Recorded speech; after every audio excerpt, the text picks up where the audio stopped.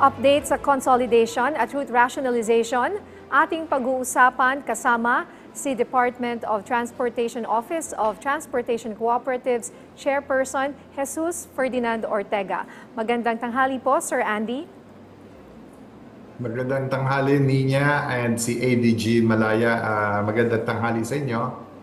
Sir, unahin ko na po itong inyong reaksyon mula po sa pahayag ng mga transport group na mas titindi pa ang kanilang kilos protesta habang papalapit ang January 31. Alam mo, unang-una, karapatan naman ng mga kaibigan natin, kasamahan natin na, to express themselves, no? Pero syempre, sa panahon na ito, siguro ang pwede ko masasabi is kailangan natin magtulungan.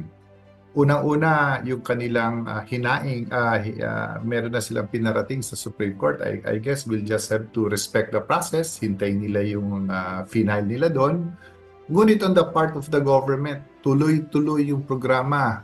In fact, yung mga kooperatiba na matagal nang naghihintay, nag-raise a program, excited na silang ituloy yung programa because at the end of the day, Nina, inaasahan to ng ating mga milyong-milyong mananakay and they deserve this program to push through.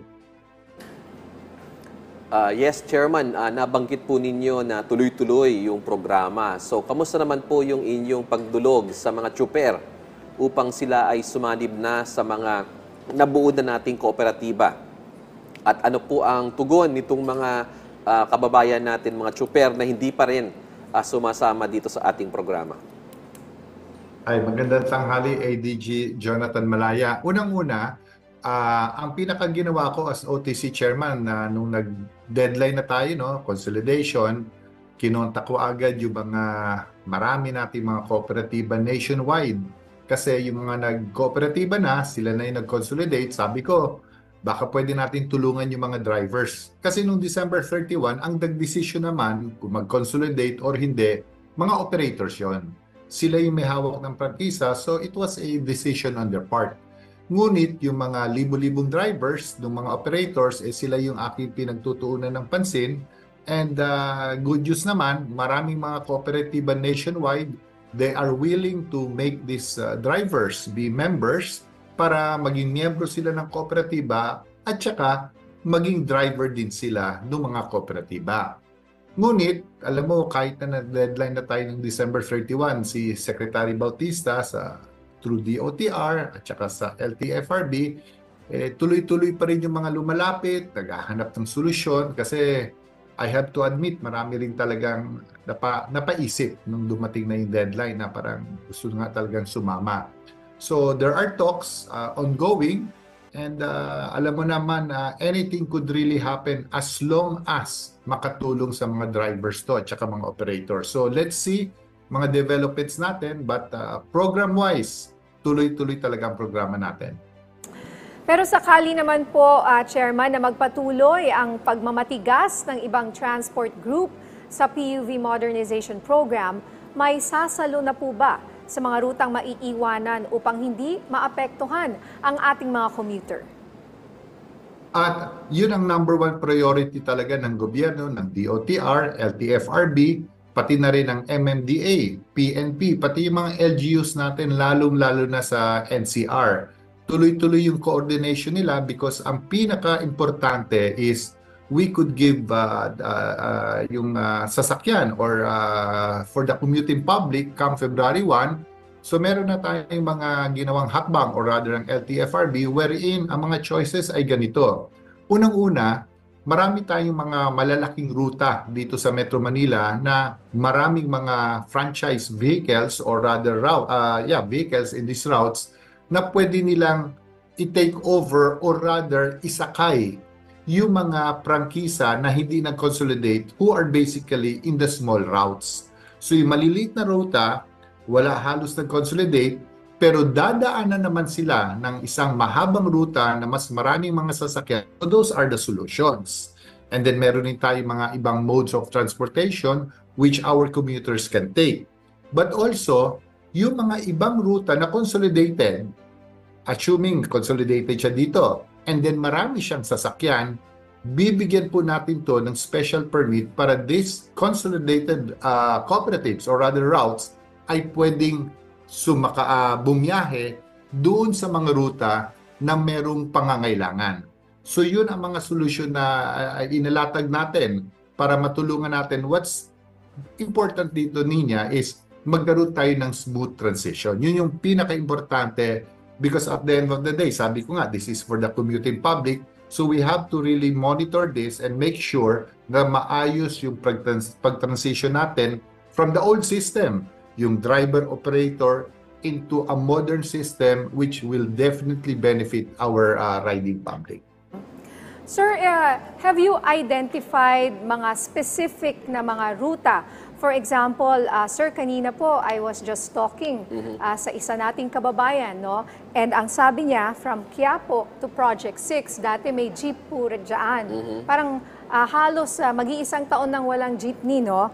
At dati ang binabayad ng anak niya para pumunta sa eskwelahan, sa public school, 12 pesos po pag nag-jeep siya.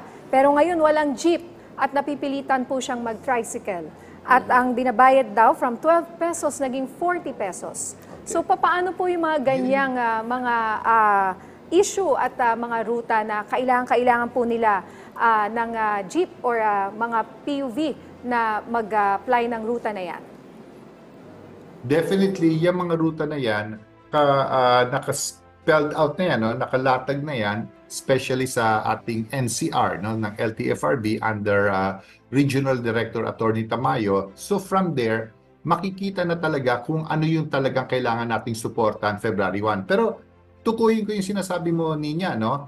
So kitang-kita dito, based on your the story, na may mga ruta na parang walang dumadaan ata mga jeep. Because if you notice, no, nagkaroon ng information ng LTFRB. Pagkatapos ng consolidation, what LTFRB checked was 40,000 plus ang numbers of consolidated sa NCR. Ginawa nila, tiningnan nila sa records ng LTO. Sa record ng LTO, ilan ba talaga ang actual na bumabiyahe dun sa 40,000 na franchises in NCR? And when they check with LTO, yung last registration, meaning ito yung mga legal na tumatakbo na may prangkisa, it reached only 22,000 plus. So ibig sabihin, there's a number, almost 19,000 na hindi nag-register. So ngayon, kung titingnan mo yung nag-consolidate, which is 21,000, and then yung actual na nag-register, which was 22, almost less than 1,000 lang pala hindi nag-consolidate. But going back to your story, so posible talaga may mga prangkisa tayo na hindi na pala nagbabiyahe on certain routes like yung sinabi mo na napilitan na ngayon mag-tricycle sa napakamahal. So ito yung maganda dito sa programa. Because of this consolidation and for the next step, yung tinatawag na LPTRP, yung route rationalization, makikita na ng LGU at ng LTFRB saan ba talaga dito ang actual na bumabiyahe. Saan ba talaga dito ang kulang? Saan ba talaga dito ang sobra? And this will be the solutions to be given, like sa sinabi mo kanina, para yung kulang mabigyan, yung wala maibalik, at yung sobra bawasan natin. That's part of the program para maging specific and accurate yung dami ng sasakyan sa bawat ruta. Okay, sir, meron tayong tanong mula sa ating kasamahan sa media na si JM Pineda ng IBC 13. May ilang mga modern jeepney po kasi na halos nagpupunuan kapag nagsasakay. May ilang pasahero na ang nagrereklamo dito. Paano po kaya ma-ensure na ma-regulate ito ng tama at posible ba na matanggalan ng prangkisa ang mga modern units na ito? Ilan din po ba ang capacity ng isang modern unit? Yeah, tama yun niya, no? Those are enforcement concerns at saka importante rin talagang i-report natin ang mga yan. Ang mga modern vehicle, mga 22 more or less ang pasahero niyan, ngunit nag-a-allow ng maximum of 8. So maximum yon is dapat 30. So ang mga kooperatiba or corporation, they should not allow their drivers to have more than 8 na nagtatayo because yun yung limit. So ngayon, pwede nating huliin yan, pwede nating sitahin, pwede nating i-fine, but on the part of the cooperatives, ito yung office ko na mismo, I will have to give them guidance, no, memo, na tipo bang kailangan nating sundin ang maximum limit for convenience at saka syempre for safety. So yung mga pasahero naman natin or yung mga commuters natin, the riding public or even ordinary citizen, if you find or see such overloading, pakibigay na lang po sa LTFRB especially and sa OTC para kami po ay magpapadala ng show cause dito sa mga cooperatives or corporations. Kasi even though modern yan, ay kailangan po sumunod din tayo sa mga batas. Okay. Tanong naman po mula, again, from JM Pineda ng IBC 13, nabanggit niyo po dati na pwede pong mag 24 hours na rotation ang mga kooperatiba sa biyahe. Paano po ito i-monitor dahil may ilang kooperatiba di umano kasi na maagang gumagarahe, lalo na yung mga nasa tabing lugar ng Metro Manila? Yeah, tama yun. No? Ang maximum talaga niyan is 3 shifts kasi 8. So, tatlo yun. Ano? Ngunit sa studies ngayon, 2 lang talaga ang maximum nila.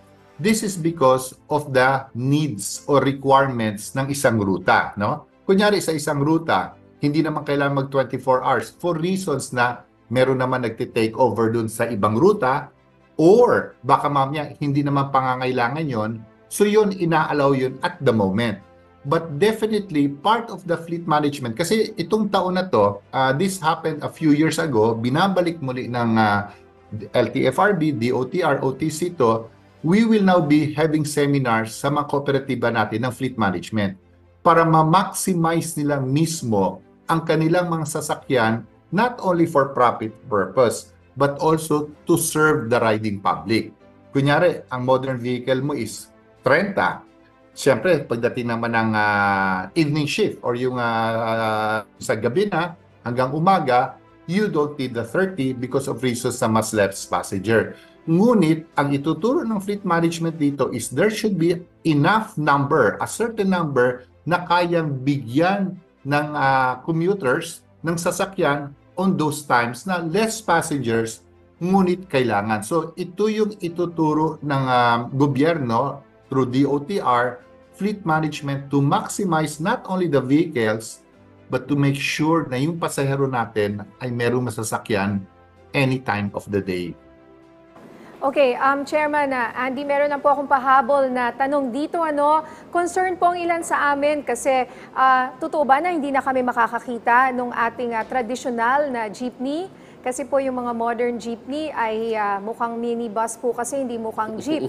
So makikita pa rin po ba natin yung mga jeep natin na nakasanayan na po natin?